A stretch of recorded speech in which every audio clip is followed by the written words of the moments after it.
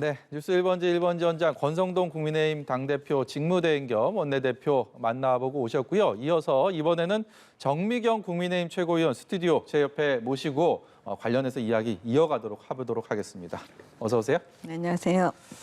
권성동 대표대행 얘기 저 옆에서 같이 들으셨는데 일단 체제를 직무대행 체제로 간 것에 대해서 현장에 물론 계셨으니까 최선의 결정이었다라고 생각하시는지가 가장 궁금합니다. 네, 최선의 결정이었습니다. 왜 그러냐면 저희 이제 사무처에서 사실 사무처는 오랜 당 대표를 다 모신 분들이고요.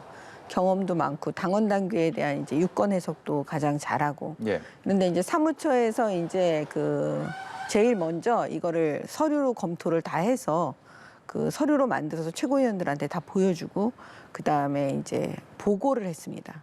지금 현재 우리의 상황이 어떤지, 그다음에 앞으로는 어떻게 가야 될지를 그러니까 가치 판단은 빼고 유권 해석만 먼저 해줬거든요. 근데 이제 지금 이 상황은 사고다, 대표 사고에 해당되고 그다음에 지금 현재 원내대표 권선동 원내대표가 직무대행을 할 수밖에 없는 그런 상황이면 이제 결론을 내린 겁니다. 왜냐하면 당원 당규라는 게 딱 이런 상황을 딱 이거다 이렇게 규정하지는 않고 있거든요. 여러 이제 당원 당규 여러 규정이 복합적으로 여기 있고 저기 있고 여기 있고 이러니까요. 그걸 한 규정만 보면 안 되고 전반적으로 다 찾아가지고 이제 모아놓고 해석을 하는 거니까. 그래서 이제 저는 그게 맞다. 예, 저도 동의했습니다. 당대표 직무대행이 되느냐 그렇지 않느냐 어떤 식으로 결론을 내느냐라는 것들이 한창 얘기가 많은 지난 주말에 그러니까 윤리위 결정 나고 나서 지금 권 원내대표가 윤석열 대통령 만났다라고 이렇게 알려졌습니다. 본인은 거기에 대해서 뭐 어떤 얘기 나왔다까지는 지금 뾰족하게 얘기는 하진 않았는데 그 부분에 대한 것들은 어떻게 좀 의미를 두고 봐야 될까요? 아니 저는 진짜 그건 처음 여기 이 자리에서 들었는데요. 제가 미처 이 언론을 확인하지 못하고 와가지고 만약에 만나셨다면 당연히 만나야 되는 거 아니에요? 왜냐하면 지금 아무튼 초유의 사태가 벌어졌고 윤리위에서 이런 결정이 났고 앞으로 우리 당이 당원 당규에 어떤 규정이 있고 이거 이렇게 가야 되는 게 맞다라고 사실은 말씀하시는 게 맞지 않을까요? 저는 그냥 언뜻 그런 생각이 드는데요. 예, 알겠습니다. 중징계 결정 나오고 어제 최고위원회 열렸잖아요. 저희 근데 사실 지난주에 윤리위 결정이 난 직후에는 이준석 대표가 워낙 반발을 하고 강하게 윤리위에 대한 날선 비판을 했기 때문에 혹시 월요일 날 최고위원회에 당대표 자격으로 나타나서 예기치 못한 상황이 벌어지는 건 아닌가라는 생각도 잠시 들었습니다. 실제로 그렇게 예상하시는 분도 있었는데 어제 최고위 분위기는 좀 어땠습니까? 어제 최고위는 사실은 금요일 날 윤리위 결정이 새벽에 났고요. 사실은 두 번째였어요, 최고위가. 예. 비공개로 금요일 날 오후에 있었습니다. 네. 간담회 비슷하게 비공개 회의를 했었거든요. 그때 이제 최초로 이제 당직자들로부터 보고를 받은 날입니다. 네. 직무대행 체제로 가는 게 맞다. 거리가 아니다. 그러니까 예를 들면 조기 전당대 이런 건 할 수가 없는 거예요. 예. 그러니까 이제 그런 보고를 이제 듣고 제가 사실은 이제 결과가 나왔을 때 이준석 대표를 만났죠, 그날. 그래서 지금 현재 금요일 날 오후에요? 그렇죠. 원내대표실에서 지금 최고위원들이 이런 보고를 받았는데 지금 현재 당 수습 방안이 먼저니까 이러이러한 내용이 나왔다. 그러면서 이제 그런 부분들을 가지고 제가 이제 이준석 대표를 만났습니다. 네. 그래서 이제 지금 돌아가는 이제 당의 모습 이렇게 갈 건데 수습이 먼저지 않냐. 네. 그러면 이제 우리 모두 이 당의 혼란을 빨리 극복하고 수습해서 안정적인 국면으로 나가야 되는데 우리 이준석 대표도 당 대표잖아요. 예. 예, 그리고 이런 모든 일련에 다 우리 모두가 책임이 있어요. 대표도 책임이 있고 우리도 책임이 있고 그러니까 혼란을 수습할 때 같이 하자, 함께 하자. 예, 그러니까 윤리위에 지금 그거는 일단 받아들여야 되지 않을까. 뭐 이런 전반의 얘기를 했습니다. 그런 얘기를 하셨을 때 이준석 대표의 반응은 어땠습니까?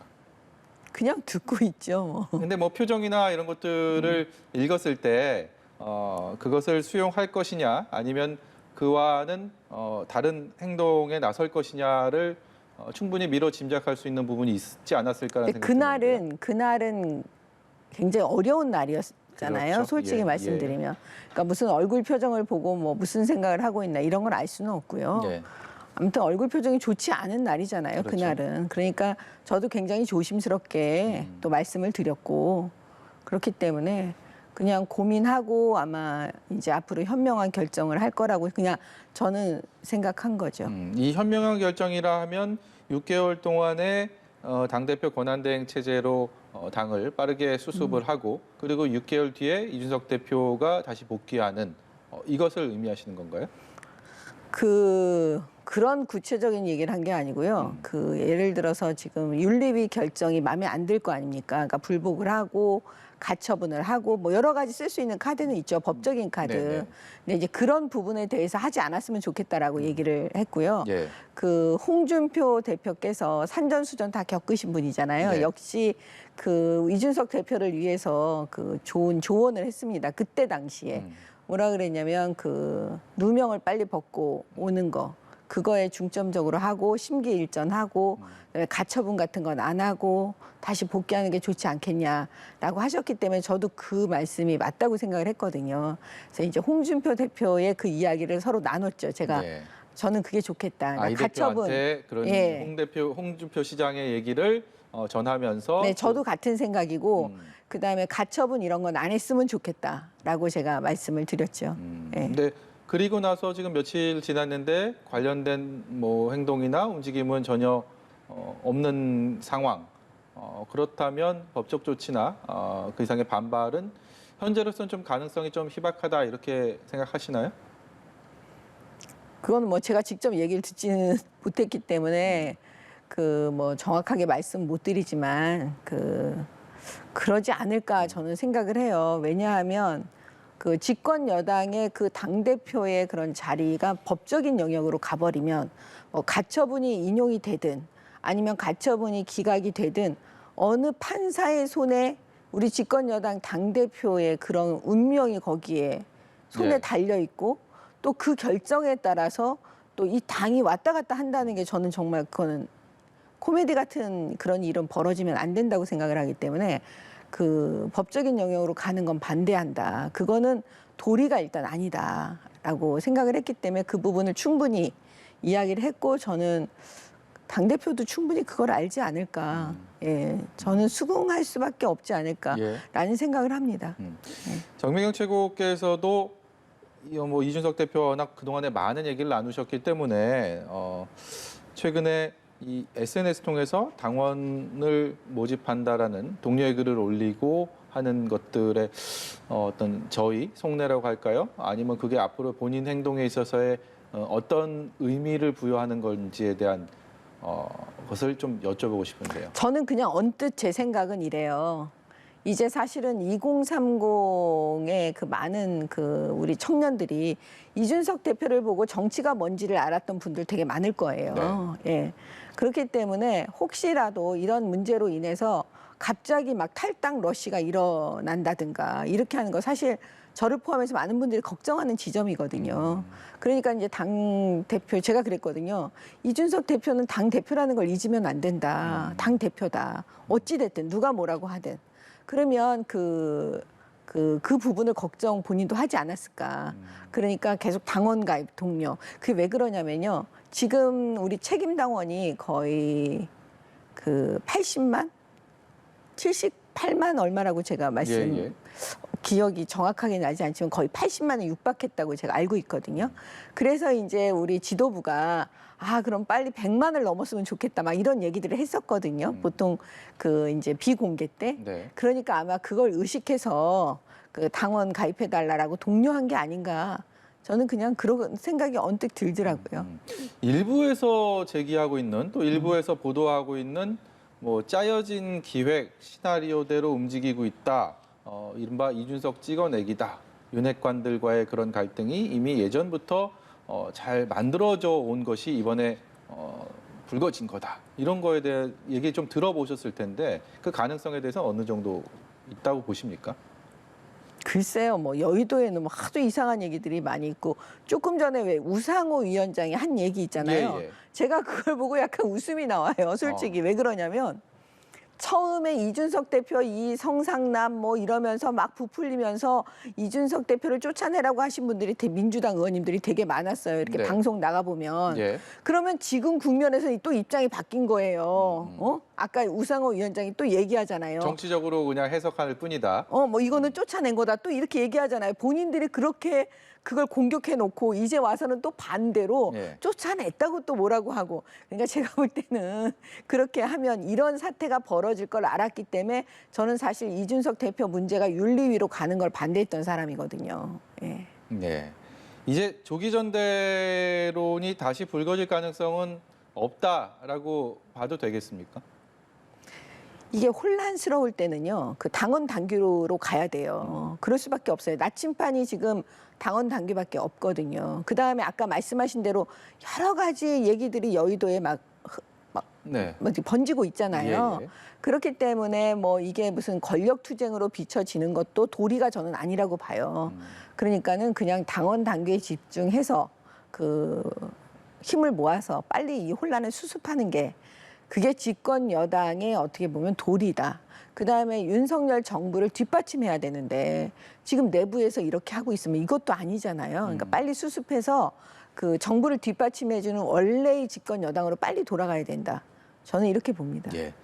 이제 앞으로 6개월 동안에 경찰 수사는 어찌됐든 진행이 될 것이고요. 이준석 대표에 관련된 얘기들. 그렇다면 이것이 결정적 변수가 되지 않을까라는 생각이 조심스럽게 드는데 만일 혐의가 있어서 그것이 입증된다 하더라도 아니면 무혐의로 이 사건이 끝난다 하더라도 어떤 결과가 나오더라도 사실 국민의힘 입장에서는 좀 골치 아픈 상황 아니겠습니까? 근데 이제 그 수사의 어떤 결과만 놓고 또 뭐라고 말하기는 좀 어려운 게요. 그 수사라는 게 이제 지금 보면은 이게 너무 오래된 사건이거든요. 예. 그렇기 때문에 이게 과연 증거가 다 확보될 수 있는지 또 신빙성은 있는지 여러 가지가 있잖아요. 그러니까 그걸 가지고 뭐 법적인 걸 가지고 그거에 따라서 여당이 왔다 갔다 하는 거는 좀 아닌 것 같아요. 그러니까 사실 내일 일도 잘 모르는데 그때 그 상황이 벌어지면 그때 가서 또 해결하면 되지. 지금부터 뭐 그 부분을 놓고 고민하고 뭐 이럴 때는 이런 방법으로 저럴 때는 저런 방법으로 할 필요는 없을 것 같습니다. 예, 알겠습니다. 다른 얘기도 좀 해보겠습니다. 오늘 화제가 되고 있는 윤석열 대통령의 잠정 중단 선언 하루 만에 다시 재개된 도어 스태핑 어떻게 보셨어요? 대통령의 진정성이 보여요. 그래도 적극적으로 기자들하고 소통하고 싶어하는 그런 모습이 있으니까 그 이제 지금 여러 가지 그 문제점들이 막 불거져 나오고 있잖아요. 그러니까 그 대통령실에서는 그런 부분들을 조금 연구를 하고 좀 어떤 새로운 방법을 찾아내서 그 대통령이 쉽게 무리 없이 좀 이 부분을 잘 소통하면서 갈 수 있는 그런 안을 만들어내야 되지 않을까. 예. 그래야 되지 않을까요? 예, 알겠습니다. 지금 대통령도 그렇고요. 국민의힘이 여당이 된 이유도 그렇고 보면 사실 기쁜 일들이 계속 많이 있었는데 취임하고 여당으로서 각종 선거들 이기고 그 이후에 지난 한 달의 상황들을 보면 매끄럽지가 않습니다. 여러 면에서 고전하고 있고 그것이 여론의 지표로도 그렇게 나타나고 있고 그 부분 아무리 신경 안 쓴다고 해도 눈길이 갈 수밖에 없고 앞으로 어떻게 개선을 해야 되는지 저마다 생각이 많을 텐데 정미경 최고께서 대통령 지지율 제고를 위해서 옆에서 혹시 조언을 해주신다면 어떤 말씀 해주고 싶으세요? 아니 이제 그 전에 미리 말씀을 좀 드리면 전 되게 속상한 게 저 혼자 힘으로 정말 안 되는 지점이 있는 거예요. 예. 그게 무슨 얘기냐면 그 저는 이제 과거에 제가 단식 투쟁도 하고 네. 사실 정권 교체를 위해서 몸으로도 막 했는데 그 선거에서 지면 아무 의미가 없는 거예요. 그쵸. 그러면 결국 정당은 선거에서 이겨야 되는 거예요. 그게 목표여야 돼요. 예. 근데 선거에서 이기려면 핵심이 뭐냐면 우리 당 내부, 우리 공동체가 분열하면 안 돼요. 갈등하면 안 돼요. 어떻게든지 타협하고 어떻게든지 화합해서 나가야 되는 게 1번이라고 저는 생각하거든요. 그렇기 때문에 지금 당내 이준석 대표의 이 징계 문제 이런 모든 문제를 왜 우리가 이렇게까지 끌고 와야 되는지에 대해서 정말 저 스스로 이해도 안 되고 아무리 노력을 하고 애써봐도 이게 지금 안 되는 거예요. 이렇게까지 끌고 온 주체는 누구입니까? 그거는 사실은 알 수가 없어요. 왜냐하면 이준석 대표 스스로도 빌미를 줬기 때문에 이게 뭐 누구라고 말하기도 되게 어려운 상황인 거예요. 그다음에 윤리위를 만든 이 구성을 한 것도 이준석 대표예요. 그러니까 사실 알 수가 없는 거예요. 우리 스스로가 지금 이렇게 만든 거니까 우리 모두의 책임이라고밖에 말할 수 없는 상황이잖아요. 예. 근데 생각을 해보세요. 어렵사리 정권 교체를 해주신 국민들 입장에서는 지금 집권 여당이 이렇게 하는 모습이 당연히 이건 말이 안 되는 거예요. 네. 그다음에 우리의 삶이 지금 너무 어렵거든요. 그러니까 이게 진짜 마음이 떠나가고 싶은 그런 상황 아니겠습니까? 그러면 윤석열 대통령의 지지율에 당연히 반영이 될 수밖에 없습니다. 그래서 그것도 너무 지금 이렇게 하면 안 되는데라는 생각이 계속 들고 있기 때문에 지금 이 국면에서 다시 시작한다는 마음으로 빨리 당을 혼란을 수습해서 빨리 이게 지금 그 정비를 빨리 해갖고 그 집권 여당다운 모습을 빨리 보여드려야 돼요. 그러면 저는 이게 조급하게 생각할 거 없이 지금 하나하나 다시 처음 시작한다는 마음으로 하면 그 여론조사는 또 바뀌잖아요. 전 바뀔 거라고 봐요. 정미경 최고위원께서도 좀 더 열심히 뛰셔야겠습니다. 네. 알겠습니다. 오늘 말씀 여기까지 듣도록 하죠. 지금까지 국민의힘 정미경 최고위원이었습니다. 고맙습니다. 네, 고맙습니다.